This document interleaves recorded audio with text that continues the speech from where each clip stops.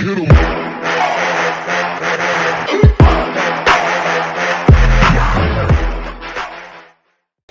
off, kind of walk us through how all of this came together. We knew you were in town, and then you left, and now you're back again. My guy, bro. We already were in conversation prior to, but I was in Miami, obviously doing rehab, getting right. We had got a couple of phone calls. I had talked to my agent briefly. We had tried to set up a visit. When I came out here, it was a great day. Reconnecting with Todd, receiver coach, and kind of more personal. Coach Raves. I talked to him a little bit during the Pro Bowl and spent a little bit of time, but that's around the time when you kind of get to know guys. It's not as serious as a football season. You still keep it light and fun. So had a little bit of a relationship there, but the visit went extremely well. But afterwards, we went to our respectable quarters and tried to start kind of figuring it out. So that's how it all unfolded. Mr. Rose, nice to see you again. How you doing? I'm good. I'm excellent, actually. Nice shirt. I like that. Not bad. Right? Not bad.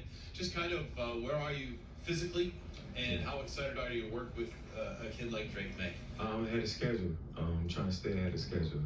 I've been pretty serious about, the grind process as far as the rehab and everything. So, shout out to Dr. Reef. That's my wide receiver one, boy. Stefon motherfucking Diggs. I'm a hard worker, so I try to put a lot on my plate at one time, but I'm trying to reel it back a little bit, just be a little more smarter. And what was your second question? Oh, I'm excited. I really look forward to it. It's crazy because when you ask around, he has a lot of similarities. Well, people say through the grapevine he acts a lot like Josh, and that was my guy. So I look forward to meeting and connecting with him. Ray, when it comes to working with a young quarterback, what would you say he brings to the table, and what are you looking to help him out with this season? Seeing that I got the experience, I've been doing this for 10.5 years. I was at the half now, but I played with a lot of quarterbacks. I've been around a lot of quarterbacks, so learning the quarterback, getting to know him, spending more time with him. Once you know somebody on a more personal level, I feel like it's a lot of carryover to the field, whether they're risk takers or like to play aggressive, like to play smart. And just honing in on what he's good at. We played him last year. He shows a lot of fight. He got that fiery quarterback, I want to win mindset. So, that's something I get excited about and love to be around. But as far as like his development as a quarterback, I feel like, that's not really too much of my job. My job is to get up and catch the ball. So I just look forward to getting back out there and, being one of the weapons for him. Hey, welcome to the week. Stefon preference? We spent some time together. You call me Steph. Hey. Steph, just for people who have not been on a visit with an NFL team, can you just take us through from the Wednesday night dinner through everything you did Thursday and then when you left? Kind of, I don't know if anybody shadowed schools at all, or if you have any experience if you're an athlete. Pretty much everybody athlete here, right? You meet everybody. It's kind of like a little meet and greet, kind of get to know you, whether you have a relationship or not. It's like I wouldn't say it's an interview, but it's an interview. You kind of sort of get to know who's around and get to know the coaches and spend the time. I think they kind of want to get to know you as a player, as a person, and learn about where you're from, what you like to do, your hobbies, X, Y, Z. Talk a little bit of football, but I think they do enough homework on the football portion. So, yeah, but it's kind of casual. And then the next day you tour the facility, you meet everybody you're going to be around. You see a couple players, you do maybe a little bit of physical stuff. Maybe a lot of it you never know, but it's a cool day. I feel like my individual trip was tailored because I was going to rehab and I had injury, so more so to get to know you process and the things I do on the field, kind of like with some carryover. They knew a little bit about it from the past, so it was a good visit. Hey, Steph. Hey, how you doing? Good, thanks. You said you had some kind of prior relationship with Coach Vrabel. Probably not a huge relationship, but what is it about him that you like or appreciate, and was he part of the draw for you to come here? Yeah, 100%. I still don't believe it. Either way, he's a wide receiver. Player and player to coach relationship, it kind of meshes really well with coaches that played at one time. They know what it takes to put the time in, being out there. I guess it would say it's like too much like a robot. Like sometimes you get caught up in being like in the numbers and the X's and O's. And player coaches know that you're out there, you can make plays. things come up differently. You know, how you see things can be differently when you once were a player. So he was a big draw for me. Seeing that he played the game of football and how well he played the game of football. I mean, he played with a standard. He played with some moxie. He had the energy. He played with a team or like individuals that were, you know, great at what they do. You know, being around greatness and, you know, breeding greatness. It's rubbing shoulders with it. I feel like it's a good relationship to have, especially when you're out there. So, trying to follow suit in a way. Thank you. Yeah, Hey, Steph. listen. I put two quick questions. One was him being a former player, did that lead to your post yesterday? I saw like the old, you know, is that part of that? It's gonna be a lot of posts like that, especially. I told him he was young and handsome. Then I don't know about. He's still kind of young, but not. You know, so I don't know about the handsome part. But I'll make a lot of jokes. So it's gonna be a lot more posts. But it's something to be excited about. Day before that, I said my goodbyes, and then like, you know, now it's time to start my new beginning. So I'm super excited. I'm glad you gave us the warning. There you go. But no, I was curious, what's it going to be like to see Buffalo now twice a season on the opposite side? I mean, was this ever something you thought could ever happen? And just, you know, what's that going to be like? Not really. I said a little bit about the earlier interview that, you know, I kind of center myself in where I am. So of course back then I would have never thought I would see that.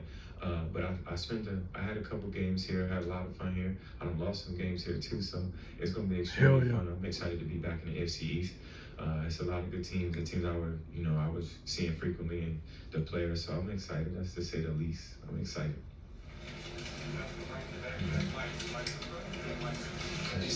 I'm sure there were multiple factors that went into the decision to sign with New England, but for a team that's been looking for a number one wideout, is that number one, was that something that you were looking at? And number two, how much does that excite you to be able to hopefully bring that to this room? It's exciting, obviously. When I was factoring my decision, it's like getting back on track. After I said I paid 10 and a half years playing this game. Would have been 11 if I didn't get banged up. So I definitely look forward to getting back on track. Young quarterback, a good team, a lot of pieces being added, everything tracking in the right direction, something that I wanted to be a part of. And I feel like I can be helpful as far as the development with the receivers and, you know, everybody involved. And for me personally, get back out there and get active. I just want to, you know, put my talents to use. But definitely, I thought about it, all that factored in going and make my decision. I'm at two, if that's okay. What other if you want. what other teams did you visit? I didn't visit anywhere. I had a lot of conversations with a lot of teams. This was my only visit, physical. But I was considering a couple other places, but you know, that's all in the past now. And given your situation at 31 years old, coming off injury, what was your expectation contract-wise, and was what ultimately you signed here in New England reflective of that? I mean, I kind of figured it was going to be around that area in the 20s, considering I came off an injury, but I also factor in the fact that like I'm one of the only receivers that had like 6 1,000-yard seasons consecutively. So as far as like with the production, it's always been there. I've always been productive as a receiver. I can move the chains. I can do intermediate. I can go deep. I've done it all throughout my career. So my resume kind of speaks for itself. But it was more so the injury that obviously, you know, would deter or make the money be what the money is. But I know that I'm 31 years old. This is my first injury after 10 years, considering I had like little banged up injuries, but nothing that was that serious. So I kind of look at it as definitely like an opportunity. What could have been was what could have been. At this point, I am where I am, and I'm thankful. Steph, welcome to New England. Appreciate it. You mentioned you look forward to connecting with Drake. Have you heard from him? Have you guys communicated at all? Real lightly. Obviously via text when everything was kind of like circling around, and then like following on Instagram. But I look forward to getting to know him a little bit more personal level now. That the ink is dry, so I'm excited. You know, kind of back to what he's questioning was like, as far as like with the money, I know the money will follow with your production. Like what I've done in the past is my resume, but at this point, I'm really looking forward to put my best foot in front of me. Even towards last year, I was at like 47 receptions and like 450 or something like that, close to 500 yards. So that's halfway through the season. With I would have been on pace to have another 1,000-yard season and 100 catches if I didn't get banged up. So if you're doing the math right, I'm gonna be productive. in addition to production, to follow up on your comment about being helpful to the young receivers, this team has a couple of guys who are going into their second season in particular. What are the things that you hope they take from you, whether it's the example on the playing field, in the film room, commitment to route running, etc.? It's more so experience from the highs and the lows, I would say, because everybody want to have success in this league. Everybody wants to play at a very high level, but I feel like I can help more so with the lows just because I've experienced them myself on a personal level. Like the first 3 games of my career, I wasn't playing at all. You know what I'm saying? It wasn't until the 4th game when I got my opportunity and then taking advantage of opportunities and learning that, you know, sometimes the timing is off. When it's your time to shine, shine. And if you don't, you can't blame nobody but yourself. But I kind of learned that the hard way. Like sitting on the bench for 3 games my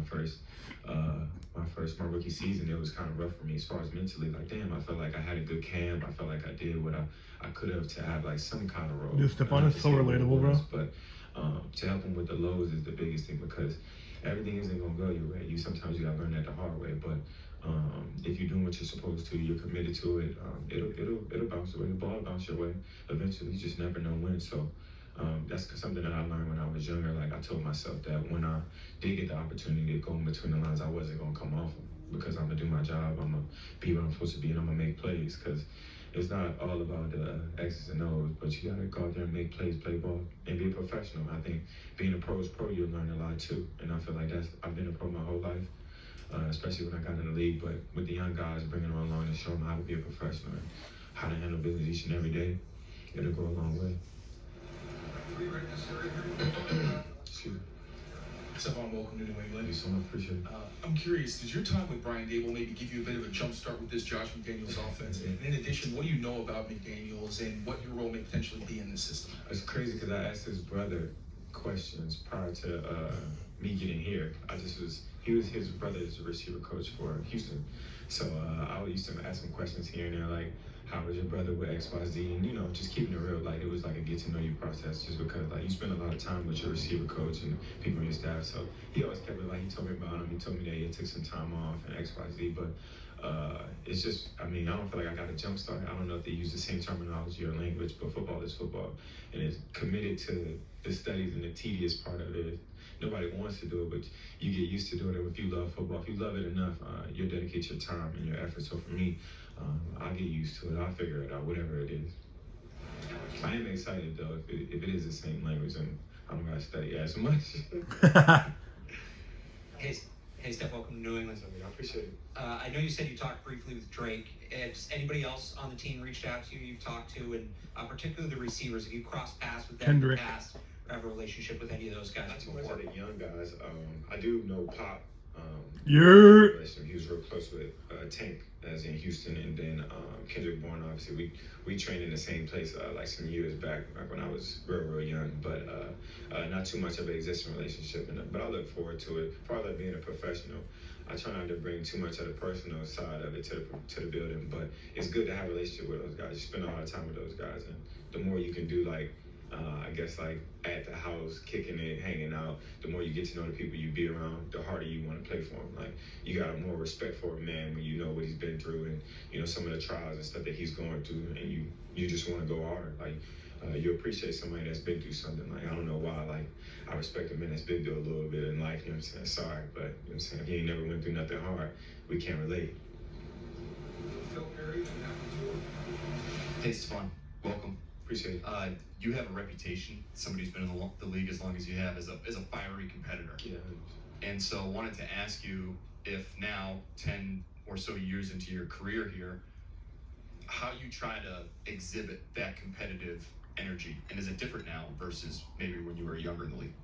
When I was younger, I would say you get in trouble a little bit as far as like being so competitive, not from the standpoint of winning and losing, but mindset. You know what I'm saying? Don't let it get you off your game, being too aggressive and, you know, being in my frame of, I want to do this, that, and the third, and not really honing in on your game. I feel like now at this point, the more madder I get, the more focused I get. You know what I'm saying? I'd rather beat you than argue with you. You know what I'm saying? I think when I was younger, I was so caught up in like maybe a shouted match or maybe going back and forth with somebody. But at this point in my career, I'm a little older now. I'm in a space where though I'd rather give you a spanking than sorry, but they go back and forth with you. So For real. As far as me being a competitor, I've always been that way. Like even when I was a little boy, like I wanted to win at everything that I did. I never wanted to lose, so I'll never lose that. But I think the older I get, the worse it gets, because it's like, damn, I really expect to win. So if I lose, it's like it was my fault. I'm gonna get you. I'm gonna get you on this next one. Steph, has that made you a better teammate, the way you learned how to channel those things? Have you figured out, just in your natural course of your own development, your own maturation, have you figured out how to use that channeling, that competitiveness to both help your own game and to help people around you? Yeah, 100%. I feel like I kind of talked about it earlier today, I think, in the interviews.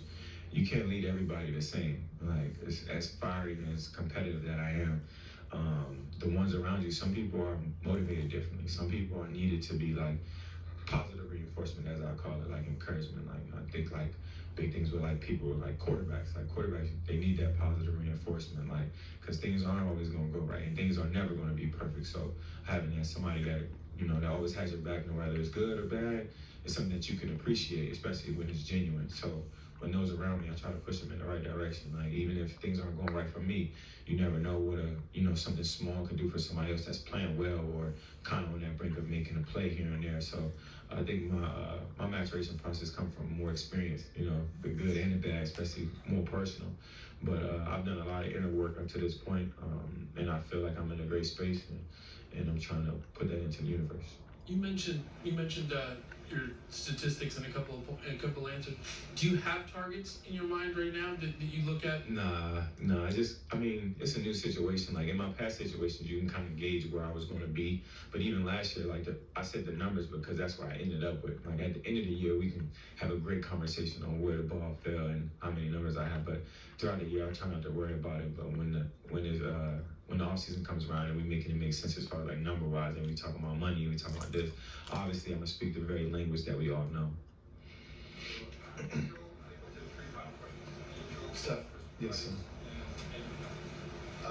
You've obviously had to deal with some pretty rowdy fans in Buffalo. Mm-hmm. What's been told to you about New England fans, and how have you reacted to the social media response? Yeah, I've played here a couple times, and it's got really they're equivalent to Buffalo fans. Everybody's a little crazy, and I got used to it after a while. When I played it when I was younger, we definitely lost a couple times, so I remember it clear as day. It was a nice trash talking match, I would say. I won't curse because my mom's right here, but it was definitely a lot of fun. But that's what makes the game really fun for me, as far as like getting the crowd involved, and it's usually on the opposite end. Like I like it when they're against me. I feel more comfortable when the crowd's against you rather than they for you. So. And have you gotten to ride in the craft helicopter yet? I wasn't that lucky. I haven't been that lucky yet. Hopefully we can work something out. Sounds good. Steph, what, if anything, about this process has been a surprise to you? Not necessarily a surprise. Even if it was new to me, I wasn't surprised because I know a lot of guys in the league. I've seen it. We've all seen it. How it goes. So it wasn't too much of a surprise. It was new to me, but it was something that I went in with, open ears and open eyes. You know what I'm saying? Not too much talking, just more so listening and engaging where it makes sense. Because yeah, I could have had workplaces and did this, that, and the third, sure, but I had to figure out what I really wanted for myself and where I wanted to be for the rest of my legacy. And why not be a part of a winning organization in some places that definitely has a lot of talent and a coach that's going to lead them in the right direction. So I got a lot of respect for Graves, what he's done as a player and what he's done as a coach. I've seen it, and I look forward to working with him. Still, I got two quick ones for you. You mentioned being ahead of schedule. When do you expect to be a full participant in practice? Oh, shit. When the whistle blows, huh?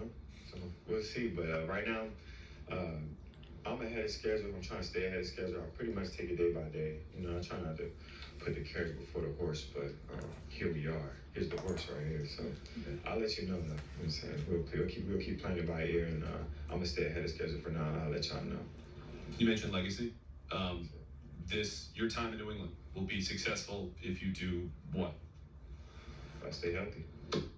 And the rest will take care of itself. much. Thanks, everyone. Thanks. My God, bro. Nice to meet you.